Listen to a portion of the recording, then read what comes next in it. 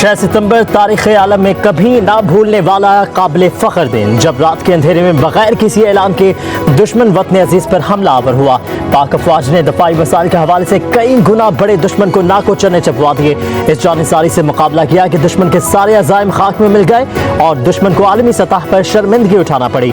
भारत के हमले ने पूरी कौम को एक कर दिया, लाजवाल कुर्बानियों की मिसाल पेश करके जिंदा कौम होने का सबूत दिया। पाक अफवाज ने हर महाज पर दुश्मन की पेशकदमी को रोका और जवाब भी ऐसा दिया कि दुश्मन को पस्ता होना पड़ा।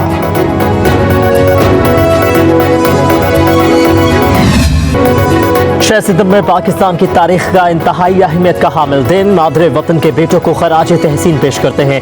गैर एलानिया हमला करने वाले दुश्मन को पाक अफवाज के हाथों हर महाज पर इबरतनाक शिकस्त का सामना करना पड़ा। वज़ीर आज़म शहबाज शरीफ का यौम दिफा पर पैगाम, कहा कि अफवाज पाकिस्तान पेशावाराना सलाहियतों और हरबी तैयारियों का मुजाहरा करके जज्बा यौम दिफा को जिंदा रखे हुए हैं।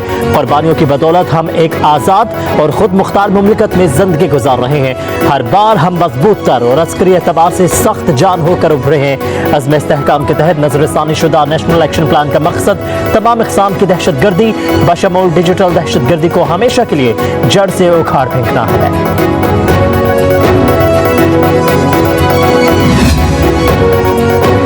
आज हम 1965 की जंग की फातिहाना वरासत को फ़ख्र के साथ याद करते हैं। अस्करी क़यादत का यौम दिफा पर कौम के नाम पैगाम। ISPR के मुताबिक chairman joint chiefs of staff committee services chiefs और अफवाज ने पैगाम में कहा, 59 साल कबल पाक अफवाज ने दुश्मन के मज़मूम मज़ाम को नाकाम बनाया। पाक फौज की फतह तारीख में हमेशा के लिए लिखी जाएगी।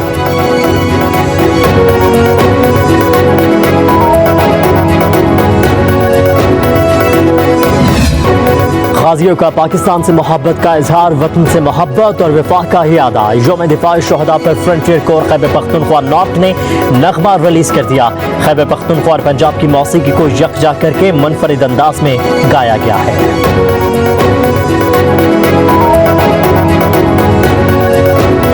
पाकिस्तान आर्मी कौमी फौज है, इसका कोई सियासी एजेंडा नहीं है, ना ही ये किसी सियासी जमात की मुखालिफ है, ना ही तरफदार। अगर फौज में कोई शख्स अपने जाती मफादात के हसूल के लिए काम करता है, मखसूस सियासी एजेंडे को परवान चढ़ाता है, तो पाक फौज का खुद एहतसाबी का निज़ाम हरकत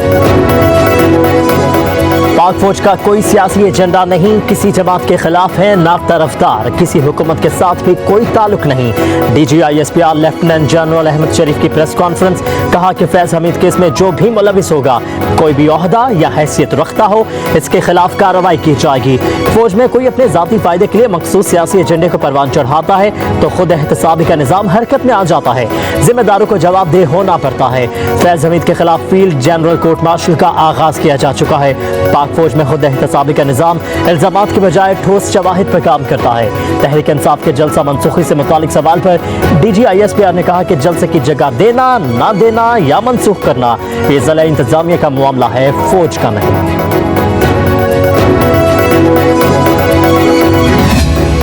फितना ख्वारिज और दहशतगर्दी के खिलाफ जंग आखिरी खारजी और दहशतगर्द के खात्मे तक जारी रहेगी। बलूचिस्तान के अवाम में एहसास महरूमी और रियासती जबर का एक तासर भी पाया जाता है, जिसको बैरूनी एमा पर मखसूस अनासर एक्सप्लॉइट करते हैं। ये करने और करवाने वालों का इस्लाम से, इंसानियत से, बलोच रवायात और इक़दार से कोई ताल्लुक नहीं है। शहरियों की जानो माल और बलूचिस्तान की तरक्की के दुश्मनों से रियासत आनी हाथों से निपटेगी।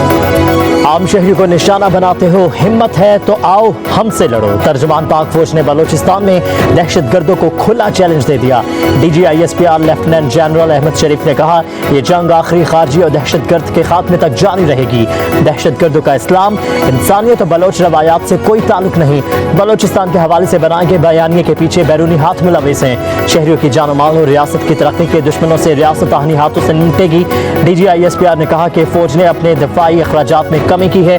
फौज और इसके इदारों ने 360 अरब रुपए का टैक्स जमा करवाया है।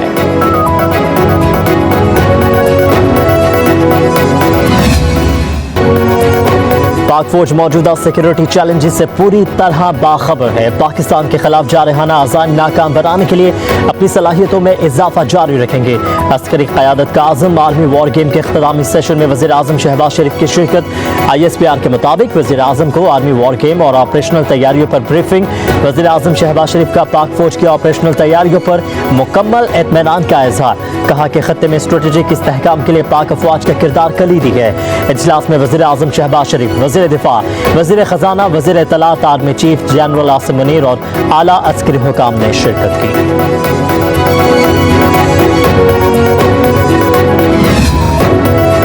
वफाकी हुकूमत का पाक फौज को बलोचिस्तान में खसूसी इख्तियारात देने का फैसला। ज़राए के मुताबिक सिक्योरिटी फोर्सेज दहशतगर्दी के शुबे में मशकूक शख्स को काबिल वक्त हिरासत में ले सकेगी।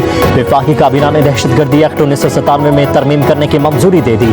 सेक्शन 11EE की तरमीम के लिए कानून साजी होगी। खुफिया इदारों और कानून नाफिज करने वाले इदारों पर मुश्तमिल मुश्तरका तहकीकाती टीमें तश्कील दी जा सकेंगी। सिक्योरिटी फोर्सेज को दहशतगर्दी के खिलाफ मजीद मौसूर ऑपरेशन के लिए कानूनी तहफ़्फ़ुज़ मिलेगा।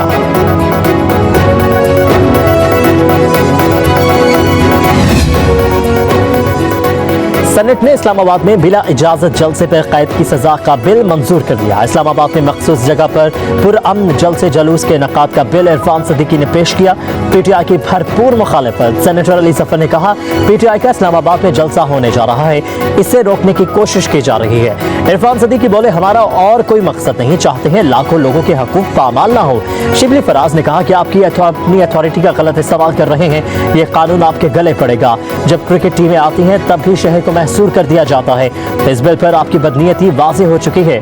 PTI के एहतजाज के दौरान ही बिल कसरत राय से मंजूर कर लिया गया। पाकिस्तान तहरीक इंसाफ को शहर इख्तिदार में 8 सितंबर को जलसे की इजाज़त मिल गई। ज़िला इंतज़ामिया ने 41 शराइत के साथ संगजानी से मुतसिल पेसवाल रोड पर जलसे की इजाज़त दी। PTI के कारकुनों के इस्लामाबाद में दाखिले के लिए रूट्स भी मुतय्यन कर दिए गए। जलसा शाम 4 बजे शुरू होगा, 7 बजे ख़त्म करना होगा। सिक्योरिटी सूरत हाल के बायस NOC किसी भी वक्त मनसूख किया जा सकता है।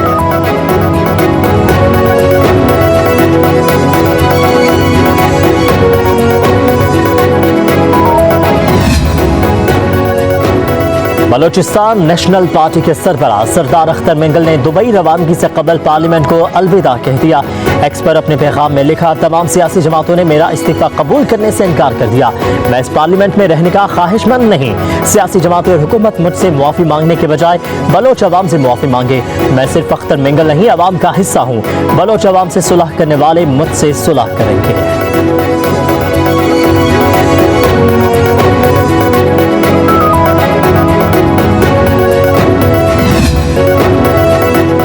सुप्रीम कोर्ट ने तरामीम कलअदम करार देने के खिलाफ इंट्रा कोर्ट अपील पर महफूज फैसला आज सुनाएगी। रजिस्ट्रार ऑफिस ने फरीकैन को नोटिस जारी कर दिए। चीफ जस्टिस काजी फाजिसा की सरबराही में 5 रुकनी लार्जर बेंच ने 6 जून को फैसला महफूज किया था। वफाकी हुकूमत ने नैब तरामीम कलअदम करार देने का फैसला चैलेंज कर रखा है। बानी PTI अडियाला जेल से वीडियो लिंक पर अदालत में पेश होते रहे।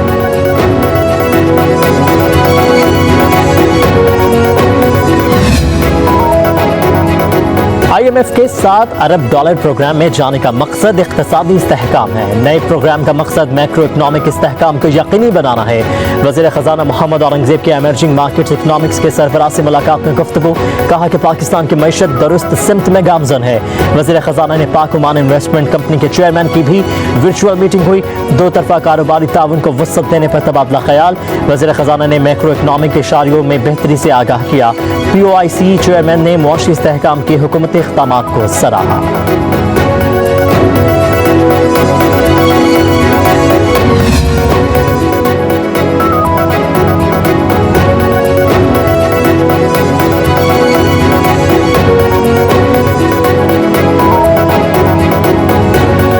PSDP के तहत गैर जरूरी मंसूबों के लिए फंड्स जारी नहीं होंगे। IMF ने गैर जरूरी मंसूबों के लिए फंड्स जारी करने से मना कर दिया। दिसंबर तक मंसूबों का जायजा लेकर रिपोर्ट IMF को पेश की जाएगी। सेनेटर क़ुर्रतुल-ऐन की ज़ेर सदारत सेनेट की कायमा कमेटी बराए मनसूबाबंदी के इजलास में सेक्रेटरी प्लानिंग कमीशन की ब्रीफिंग। कहा, मंसूबा पर नजरसानी का मुतालबा नए कर्ज प्रोग्राम के तहत किया गया है। IMF ने सूबाई मंसूबे भी 100% वफाकी फंडिंग से न चलाने का मुतालबा किया है। 5 साल में IT बरामदात का हदफ $25 अरब है। IT माहिरीन तजावीज़ दें। वज़ीर-ए-आज़म शहबाज शरीफ का गूगल फॉर पाकिस्तान आगे बढ़ो की तकरीब से खिताब। कहा कि गूगल की कारकर्दगी पाकिस्तान में लायक तहसीन है। नौजवानों को बाख्तियार बनाने के लिए वसाइल फराहम करना होंगे। कामयाबी सब्र और इस्तकामत से ही मिलती है।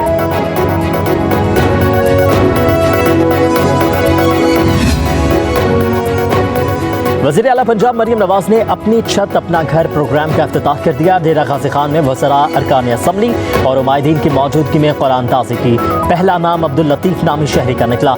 कामयाब अफराद को 15 सितंबर तक कर्ज की पहली किस्त मिल जाएगी। 15 लाख तक कर्ज लेने पर 7 साल में 14,000 रुपये माहाना किस्त अदा करनी होगी।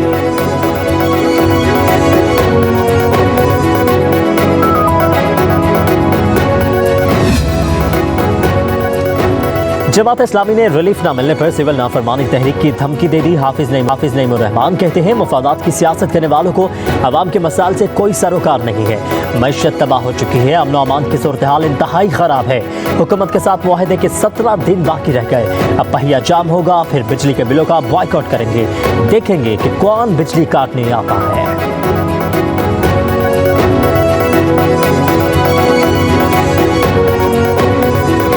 हम तो अदालतों का एहतराम करते हैं और ये जो कानून को बार बार तोड़ा जा रहा है और इलीगल एफआईआर की हुई है, ये हमारा रास्ता नहीं रोक सकती। और जलसा जो है ये तो होना ही होना है और जलसे के रुकावट अगर बनेंगे तो इंशाअल्लाह फिर तमाशा आप देखना कि हम करते क्या है।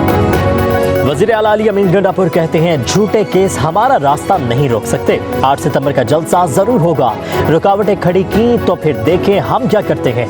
कहा कि बानी पीटीआई के साथ खड़े रहेंगे। वज़ीर आला ने गवर्नर खैबर पख्तूनख्वा को भी आड़े हाथों लिया। बोले फैसल करीम कुंडी को शायद गवर्नर हाउस में रात गुजारना रास नहीं आता।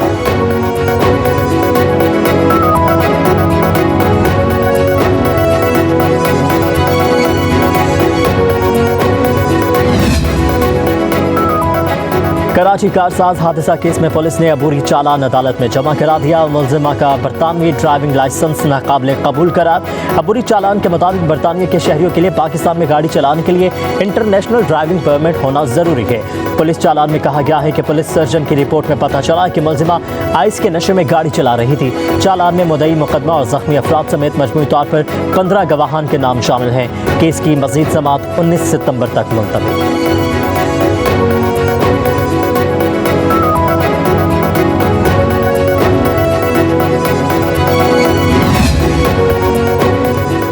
बलोचिस्तान में पब्लिक ट्रांसपोर्ट सिर्फ दिन के औकात में चलेगी। कोयटा में पब्लिक ट्रांसपोर्ट के लिए सिक्योरिटी से मुतालिक इजलास में फैसला। हुकाम के मुताबिक बलोचिस्तान में दिन के औकात में पब्लिक ट्रांसपोर्ट चलाने का फैसला मुसाफिरों की हिफाजत के पेश नज़र किया गया है। इजलास में रात में भी काफिले की सूरत में ट्रांसपोर्ट चलाने की तजवीज़ ज़ेर गौर आई।